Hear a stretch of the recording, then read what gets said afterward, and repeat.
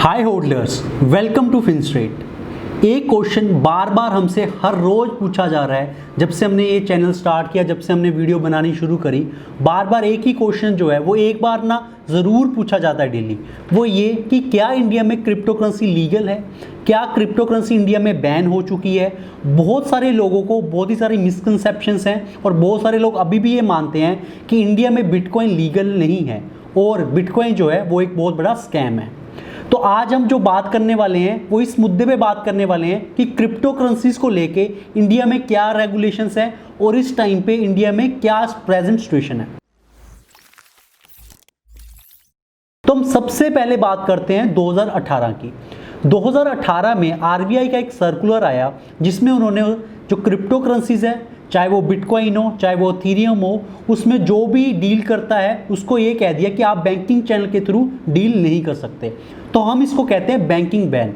तो ये समझना बहुत ही ज़्यादा ज़रूरी है कि 2018 में जो बैन लगाया गया था वो कंप्लीट बैन नहीं था, उसे कहते हैं बैंकिंग बैन।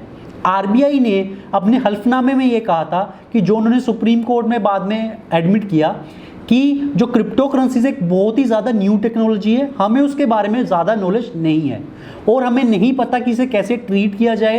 हो सकता है कि आगे आने वाले टाइम में बहुत बढ़िया भी हो जाए, लेकिन अभी के लिए हम इसको एक्सेप्ट नहीं कर सकते और हम अपने बैंकिंग चैनल को यूज़ करने नहीं देंगे। तो सिर्फ और सिर्फ इतनी बात थी कि 2018 में ये जो बैंकिंग बैन लगा था, यानी कि अगर आपको क्रिप्टो में डील करना है तो आप अपने बैंक चैनल को यूज़ नहीं कर सकते, अपने बैंक अकाउंट्स को यूज़ नहीं कर सकते। तो 2018 के बाद भी अगर कोई क्रिप्टो में डील करता है तो क्या वो इलीगल था? बिल्कुल भी नहीं।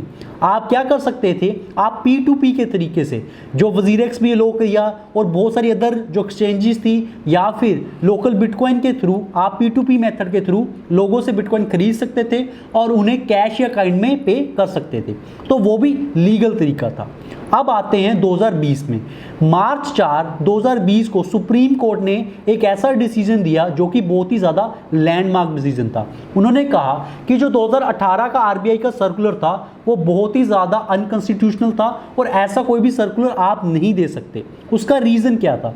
उनका ये मानना है, आप ये समझिए कि आप और मैं अगर किसी एक चीज़ को मनी मान लेते हैं और बाकी अगर उसको गवर्नमेंट रेगुलेट करती है या नहीं करती है वो फ़र्क ही नहीं पड़ता। मान लीजिए हम 10 लोग हैं, एक कमरे में बैठे हुए हैं और हम कागज़ के टुकड़ों को पैसा मान लेते हैं, तब भी उसके ऊपर कोई जो अदर पार्टी है वो कोई भी रिस्ट्रिक्शन नहीं लगा सकती। ये हम 10 लोगों के बीच में ट्रस्ट की बात है। उसी तरीके से आरबीआई की तरफ से ये जो बैन लगाया गया उसको अनकॉन्स्टिट्यूशनल ठहराया गया और उन्होंने कहा कि अगर कोई अदर पार्टी इसको फाइनेंशियल इंस्ट्रूमेंट मानती है या फिर क्रिप्टो करेंसीज को यूज़ करती है तो आप करने दीजिए। आप अगर इस गवर्नमेंट के रेगुलेशंस का वेट मत कीजिए। और जो सर्कुलर था उसको क्वैश कर दिया गया और कहा गया कि आप ऐसा कोई भी बैन नहीं लगाएंगे। उसके बाद अप्रैल और मई के अराउंड एक आरटीआई डाली गई आरबीआई को, उनसे पूछा गया कि क्या बैंक हमें डिसअलो कर सकते हैं क्रिप्टो एक्सचेंजेस को या फिर कंपनीज को बैंक को अकाउंट खुलवाने में। तो उसके रिप्लाई में आरबीआई ने कहा कि ऐसा कोई भी बैन इंडिया में नहीं है जिसमें क्रिप्टो एक्सचेंजेस को कंपनीज को बैन किया जा सकता है। अब रिसेंटली एक वेबिनार हुआ था जुलाई के महीने में जिसमें इंडिया के former finance secretary Subhash Chandra Garg ने पार्टिसिपेट किया। तो सुभाष कौन है? सुभाष चंद्र गर्ग वही पर्सनैलिटी हैं जो कि उस कमेटी के हेड थे जिन्होंने क्रिप्टो करेंसी को कम्प्लीटली बैन करने का रिकमेंडेशन दी थी इंडियन गवर्नमेंट को। उन्होंने 25 करोड़ रुपए का जुर्माना और 10 साल की सज़ा रिकमेंड करी थी जो भी क्रिप्टो करेंसीज को यूज़ करता है इंडिया में। उनसे वेबिनार में पूछा गया कि सर आपने इस तरीके का जो बैन रिकमेंड किया इसके पीछे क्या उनका तर्क था। तो उन्होंने कहा कि हम सिर्फ और सिर्फ क्रिप्टो करेंसीज को एज ए करेंसी बैन कर रहे हैं। तो आप ऐसा समझिए कि 2018 में सिर्फ और सिर्फ इंडिया में था बैंकिंग बैन। तो कभी भी इंडिया में कोई भी बैन लगा नहीं, इंडिया में कभी भी कोई ऐसा बैन था नहीं। उसके बाद जो इंडियन गवर्नमेंट बैन करना चाहती थी वो एज ए करेंसी करना चाहती थी। तो एक सिंपल एस्पेक्ट है। तो आप ऐसा समझिए कि क्रिप्टो करेंसीज को कुछ कंट्रीज में एज ए करेंसी माना जाता है, कुछ कंट्रीज में एज ए एसेट माना जाता है, कुछ कंट्रीज में एज ए कमोडिटी माना जाता है। तो सुभाष जी ने उस जो वेबिनार हुआ उसमें उन्होंने ये कहा कि हमें लगता है कि क्रिप्टो करेंसीज को एज ए कमोडिटी रेगुलेट किया जा सकता है। और इंडिया G20 नेशंस का पार्टिसिपेंट भी है और G20 नेशंस में ये सुझाव भी आया कि डिजिटल करेंसीज को लेके फ्रेमवर्क बनाया जाए, रूल्स एंड रेगुलेशंस भी बनाए जाएं। और हमें कोई हैरानी नहीं होगी कि इंडियन गवर्नमेंट आने वाले टाइम में क्रिप्टो करेंसीज को रेगुलेट करे, कोई बिल लेके आए और इसको टैक्स भी करे, बिकॉज आगे आने वाले टाइम में जैसे जैसे रेगुलेशंस आएंगी, बिकॉज अगर क्रिप्टो करेंसीज रेगुलेट होंगी तभी यूजर्स का ट्रस्ट होगा। तो इस वीडियो में हम आपको यही समझा रहे हैं कि इंडिया में कभी भी क्रिप्टो करेंसीज, बिटकॉइन, ज़्यादातर लोग इंडिया में कंफ्यूज कर देते हैं क्रिप्टो करेंसीज को, बिटकॉइन को, और लोग ज़्यादातर रेफर करते हैं बिटकॉइन को। तो लोगों को ये समझना है कि इंडिया में कभी भी जो बिटकॉइन था वो इलीगल नहीं था। 2018 में बैंकिंग बैन लगाया गया आरबीआई के द्वारा। 2020 में उस बैंकिंग बैन को सुप्रीम कोर्ट के डिसीजन के द्वारा रद्द कर दिया गया।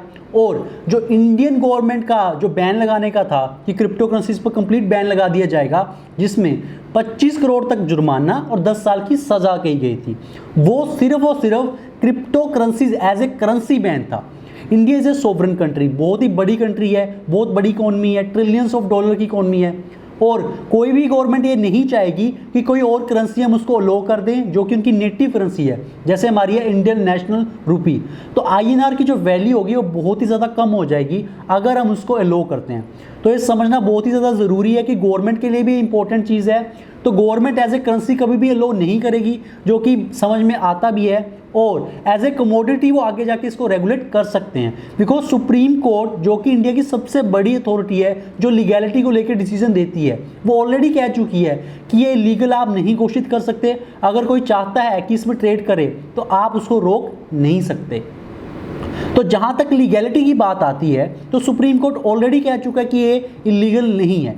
अब बहुत सारे लोग हमें मैसेज करते हैं कि सर आप ऐसा मत कहिए कि लीगल है, आप ऐसा समझिए कि अगर कोई चीज़ रेगुलेट नहीं है उसका ये कभी भी मतलब नहीं होता कि वो लीगल नहीं है। इंडिया में बहुत सारे ऐसे सेगमेंट्स हैं, बहुत सारे ऐसे सेक्टर्स हैं जो कि रेगुलेट नहीं करती गवर्नमेंट, या फिर गवर्नमेंट को उससे इतना रेवेन्यू नहीं समझ में आता इसलिए वो रेगुलेशंस नहीं लेके आते, या फिर वो बाद में लेके आना चाहते हैं। तो उसका मतलब ये नहीं है कि अब वहाँ पे रेगुलेशंस नहीं है, रूल्स नहीं है तो वो फिर इलीगल हो गया।